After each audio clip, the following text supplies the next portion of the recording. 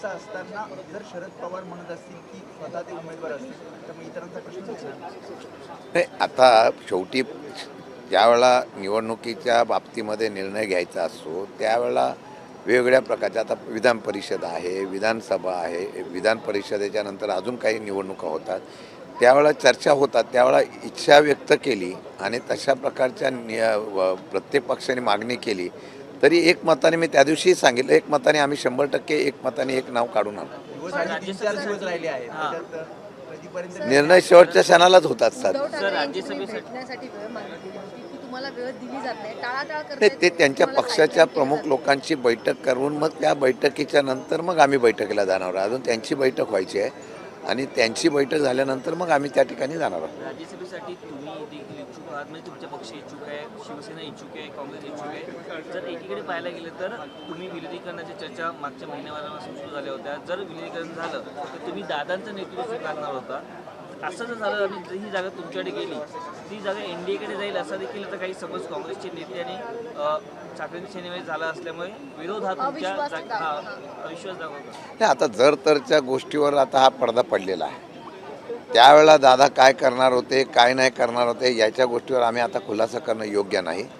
परंतु मला वाटतं की येणाऱ्या काळामध्ये 2029ला स्वतःच्या ताकदीवर उभं करण्याचा प्रयत्न करणं हा प्रत्येक पक्षाचं त्या ठिकाणी काम होतं. तर प्रकारचं चर्चा, त्याच्या प्रकारचं निर्णय घेण्याची प्रक्रिया आम्ही केली होती.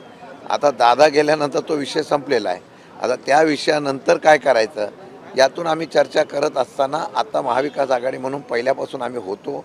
निवडणुकासुद्धा आम्ही एकत्र लढवलेल्या आहेत आणि तशा काही ठिकाणी जर बघितलं असेल नगरपालिका महानगरपालिकेमध्ये अजितदादा गट आणि आम्ही सगळे विकास आघाडीतले काही लोक आम्ही एकत्र येऊन निवडणूक केलेली आहे. रोहित पवार आज राज ठाकरेंची भेट घेण्यासाठी गेलेले आहेत. अजितदादांच्या न्यायासाठी ही भेट आहे अशा पद्धतीनं चर्चा आहे. तुम्ही कसं एकंदरीत बघताय? हे साधारण काल पण मी सभागृहामध्ये हा विषय मांडलेला आहे. जर एखाद्या कंपनीवर बंदी घातलेली असेल त्या बंदी घातलेल्या कंपनीच्या संदर्भातून गुन्हा दाखल करावा. काल सभागृहामध्ये सविस्तरपणे FIR का दर्ज केला जावा अशा प्रकारची मागणी केलेली आहे.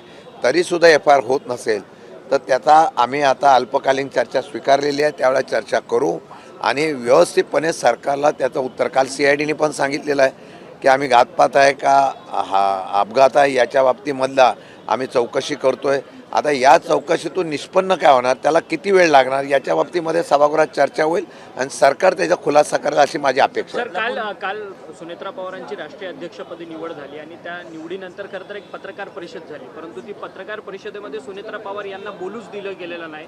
ती पत्रकार परिषद संपूर्ण आटोपली गेली. सुनील तटकरे आणि प्रफुल्ल पटेल यांचा सुनेत्रा पवारांवरती दबाव आहे का अशा पद्धतीचा प्रश्नचिन्ह निर्माण होतं. त्या पत्रकार परिषदेपूर्वी काही कुजबूज जी आहे ती त्यांच्या नेत्यांची समोर सुद्धा आलेली आहे. या बाबतीमध्ये मी बोलणार नाही, कारण ती पत्रकार परिषद आणि ती निवड ही पक्षाच्या त्यांच्या प्रमुखांची होती. राष्ट्रीय अध्यक्ष म्हणून त्यांची निवड झाली. आम्ही शुभेच्छा दिलेल्या आहे. अजितदादांचं स्वप्न पूर्ण करण्यासाठी त्यांना त्याप्रमाणे पक्षाची सहकार्य होईल अशी अपेक्षा आहे. पण जी कुजबूज आणि ते बघितल्यानंतर मला वाटतं त्यांचा त्या पत्रकार परिषदेमध्ये त्यांना का बोलून दिलं गेलं नाही याच्या बाबतीमध्ये त्यांच्या नेत्यांना त्यांच्याबरोबर प्रश्न परंतु या सगळ्या राष्ट्रीय अध्यक्षपदाच्या निवडीमध्ये सुनील तटकरेंचं भाषण झालं. त्या भाषणामध्ये देखील सुनील तटकरेंनी खरं तर एक प्रश्नचिन्ह उपस्थित केलेलं आहे की काही जण सांगतात की दादांचा CCTV तपासा म्हणून म्हणतात, भेटीगाठी कोणासोबत मीटिंग झाले असे म्हणतात, बोलताना भान ठेवा कोणाविषयी काय बोलतात म्हणून अशा पद्धतीचा रोख जो आहे तो तुमच्या नेत्यांवरती सुनील तटकरेंनी ठेवलेला आहे. खरं तर अजित पवारांनी या सगळ्या भेटीगाठी घेतलेल्या होत्या. आता अजित पवारांनाच खोटं पाडण्याचं काम सुनील तटकरे करतात. मी मागेही सांगितलं, ज्या घटना घडल्या त्या सत्य सांगितलेलं आहे. सत्य स्वीकारण्याची तयारी प्रत्येकाने ठरवायला पाहिजे. तशा प्रकारची तयारी दुर्दैवाने कोण करत नसेल. त्यांचा हेतू काय याची मला कल्पना नाही. पण बैठका झाल्या होत्या, त्याचे पुरावे आम्ही देण्यापेक्षा त्यांच्या पक्षातल्या लोकांनी सुद्धा मान्य केलं, त्यांच्या आमदारांनी मान्य केलं. आता या विषयासंदर्भामध्ये परत चर्चा करायची नाही अशी आमची भूमिका आहे. पण तरीसुद्धा सातत्याने आम्ही काहीतरी चुकीचं सांगतो अशा प्रकारचं चित्र उभं केलं तर ते चुकीचं आहे. मला वाटतं की आपण ते सुद्धा बैठकीला होते, एका बैठकीमध्ये सुप्रियाताई आणि त्या बैठका झाल्या होत्या, ही सत्य परिस्थिती आहे. असो, आता त्याच्यावर आम्ही भाष्य करणं योग्य नाही. शशिकांत शिंदेजी हाच प्रश्न उद्भवतोय की आज आपल्यामध्ये अजित पवार नाहीये, परंतु अजित पवारांनी ह्या सगळ्या भेटीगाठी घेतल्या, त्यांनी सीसीटीव्ही त्यांचे फुटेजेस होते, हे सगळं काही जरी मान्य केलं तरी अजित पवारांना खरं तर खोट्यात पाडण्याचं काम त्यांच्याच पक्षातले नेते मंडळी करतातच. हा प्रश्न त्यांना तुम्ही विचारा ना, नाहीतर समोरासमोर आम्हाला एका ह्याच्यावर मीडियाच्या समोर उभं करा.